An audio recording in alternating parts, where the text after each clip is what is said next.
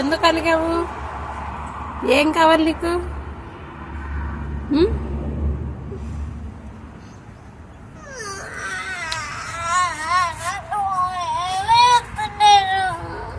ఎవరిష్టం లేదా? ఎందుకు?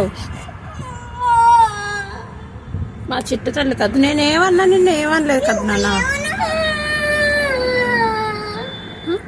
నిద్ర సరిపోలేదా? నిద్రపోతావా? మరేం కావాలని అలిగావు చెప్పు.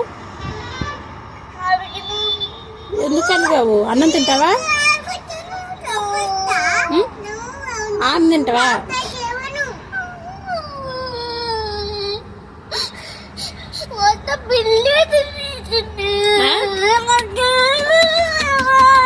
ఏంటది నీకు?